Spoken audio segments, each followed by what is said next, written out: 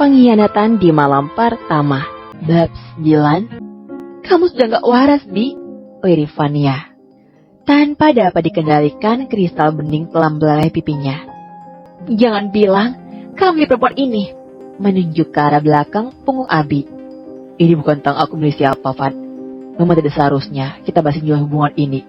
Ini gak baik untuk kita bertiga. Tentu saja Fania tidak akan menerima keputusan sepihak dari Abi. Wan menyekar mata yang basah pipi dengan bonus tatapan yang begitu menuntut kepada Abi. Jadi kamu mau meninggalkan aku begitu saja? Van, aku rasa ini yang terbaik. Aku gak terima. Fania hampir berteriak, sementara Embun yang masih berdiri di belakang punggung menarik tangannya dari genggaman Abi. Ia perlahan mundur. Kalian selesaikan masakan sendiri. Aku gak mau tercampur. Tanpa mempedulikan Abi dan Fania, Embun sudah beranjak menuju bus meninggalkan pasangan kekasih itu. Untuk sekedar menoleh ke belakang pun sama sekali tidak dilakukannya. Embun mulai duduk di salah satu kursi di dekat jendela setelah menunggu hampir setengah jam. Rombongan mahasiswa itu akhirnya berangkat. Embun merasa beruntung karena tidak perlu satu bus dengan Fania. Setidaknya menghindari masalah baru dengan wanita itu. Seharusnya Embun merasakan senang mendengar keputusan Abi. Tapi entah mengapa yang ia rasakan taklah hampa. Pengkhianatan Abi dalam malam pertama pernikahan mereka telah menorehkan luka tak berdarah yang menyakitinya lebih dari apapun.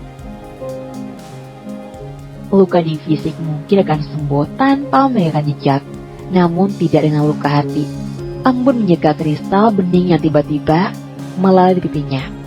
Hari ini, Abi memanfaatkan waktu luangnya untuk menyelesaikan beberapa laporan tertunda. Setelah mengantar Embun pagi tadi, ia sama sekali belum keluar kamar hingga menjelang siang. Sejenak Abi menyerahkan punggung, kemudian melirik ke arah tempat tidur. Kok rasanya sepi dari Embun di kamar? Abi meninggalkan tempat tidurnya, menuju sisi kiri tempat tidur dan baling tempat biasanya Embun tidur. Ia menamkan hidungnya di bantal. Aroma lembut dari Embun yang tertinggal memanjakan indera penciumannya, memberikan rasa yang begitu sulit dipahami apakah itu bentuk rinduan. Abi tidak tahu. Embun lagi ngapain di sana ya? Menatap langit kamar, imajinasi Abi sudah terbang jauh, membayangkan sedang apa istrinya di perkemahan. Apakah sedang menikmati pemandangan indah sambil tertawa dengan teman-temannya, atau sedang menghabiskan waktu bersama Dewa? Sialat, kenapa harus Dewa di sana? Ia mendengus kesal. Tangan yang lebar mencengkram bantal guling. Keinginan menggebu untuk menyusul tiba-tiba merasuk tanpa izin. Kalau nyusul, pakai alasan apa coba? Abi benar-benar tidak bisa tenang. Terlebih karena di sana ada Fania. Bagaimana kalau Embun dia pagar sama Fania? Di perkemahan, Embun sedang berusaha payah mendirikan tenda. Ia tampak kepayahan dengan napas terengah-engah. Udara sejuk pegunungan seakan tak cukup mampu untuk menahan keringat jatuh kening. Hampir 1 jam ia habiskan untuk mendirikan tenda, namun usahanya sia-sia. Bawa aku bantu. Sapa dari belakang mengalihkan perhatian wanita itu. Ia menoleh. Kak Dewa, boleh kak? Akhirnya penolong datang. Embun bangkit dari posisi berjongkok sehingga dia dapat membantu. Mendirikan tenda seorang diri sudah pasti tak dapat Embun lakukan. Buat tenda itu susah juga ya, ujar Embun bersihkan tangannya dari tanah yang melekat. Dewa terkekeh. Gak susah kalau kamu terbiasa. Embun memperhatikan Dewa yang sangat cekatan melakukan pekerjaan yang baginya sangat sulit. Namun tentu saja bagi Dewa mendirikan tenda adalah sesuatu yang terlalu mudah. Terbukti hanya dalam beberapa menit tenda dari Embun sudah jadi. Wah, makasih ya kak. Embun tersenyum cerah. Bantuan dari Dewa sangat menghemat tenaganya. Sama-sama Embun. Habis ini kumpul ya, ada pengumuman. Baik kak. Embun mengangguk diiringi senyum tanpa disadari olehnya. Sepasang mata sejak tadi memperhatikan. Vania tersenyum penuh makna. Wanita itu mengeluarkan ponsel dari saku jaket dan mengarahkan kamera kepada Embun dan Dewa. Hingga beberapa gambar menunjukkan interaksi mereka berhasil diabadikan. Aku akan tunjukkan ini kepada Abi. Kita lihat saja bagaimana reaksinya kalau tahu kamu menikah sama laki-laki lain. Seraya mulai senyum. Wanita yang mendadak culas karena cinta itu membuka galeri ponsel miliknya, menandai beberapa foto hasil jabatan tadi, lalu mengirimkan kepada Abi melalui aplikasi WhatsApp. Abi pasti akan marah, ujarnya kemudian. Di tempat lain lamunan Abi membuyat tatkala mendengar deringan ponsel yang menandai adanya pesan masuk beruntun. Melawan rasa malas, pria itu bangkit dengan tubuh lemas, meraih ponsel yang tadi ia tinggalkan di sofa dekat laptop dan mengempas tubuhnya yang kini terasa berat. Ia memutar bola mata ketika melihat nama yang tertera pada layar. Apalagi sifat, gerutunya sambil buka pesan yang baru saja dikirimkannya. Seketika kelopak mata Abi melebar setelah melihat gambar layar ponsel. Embun tampak cukup dekat dengan Dewa di samping tenda dan saling melempar senyum. Sebelah tangan Abi terkepal sempurna. Napasnya menjadi lebih cepat. Brengsek si Dewa. Embun melangkah menyusuri pepohonan tinggi menjulang dan kokoh. Bersama beberapa teman lain, ia mendapat tugas mengumpulkan kayu bakar. Di tangannya sudah ada banyak ranting pohon kering yang kemudian ia kumpulkan satu tempat. Embun, aku mau ke sebelah sini, kamu sebelah sana ya. Seorang wanita menunjuk ke arah ujung pegunungan. Iya, tapi yang dikumpulin di sini kan? Balas Embun.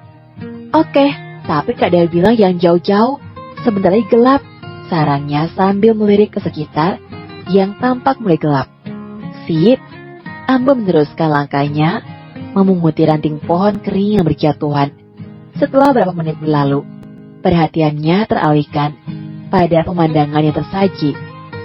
Bukit tempat mereka berkemah memang menyajikan pemandangan indah yang tak pernah mereka temui di perkotaan. Dan ini adalah pengalaman pertama bagi wanita itu. Wah, bagus sekali. Aku foto buat kenang-kenangan. Tak ingin kehilangan kesempatan, Embun mengeluarkan ponsel dari saku jaket. Beberapa pemandangan menarik ia abadikan dengan kamera ponselnya. Begitu indah, hingga Embun terhipnotis. Ketika melihat sang mentari hendak terbenam, Embun menuju ke tepi bukit, mengarahkan kamera ponsel pada pemandangan senja yang menakjubkan sambil berdecak kagum. Embun masih terdiam tempatnya berdiri, ketika tiba-tiba ia merasakan tubuhnya mendapat dorongan kuat dari belakang. Embun menjerit, tubuhnya terperosok ke tebing curam. Dewa menjadi sangat panik saat satu mahasiswi datang dengan tergesa-gesa dan bertahu tentang Embun yang tiba-tiba menghilang. Semua yang ikut dalam perkemahan pun berbondong-bondong menuju tempat di mana terakhir kali Embun berada. Beberapa pria termasuk Dewa menyisir tebing yang curam, sementara yang lain berkeliling ke sekitar hutan. Hampir setengah jam mereka mencari, namun tanda-tanda keberadaan Embun belum terlihat. Kamu yakin tadi Embun di sini? Dewa setengah berteriak kepada salah satu mahasiswi yang tadi satu tim dengan Embun.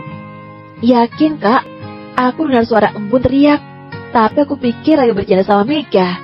Ia melihat salah satu temannya dengan bola mata berkaca-kaca.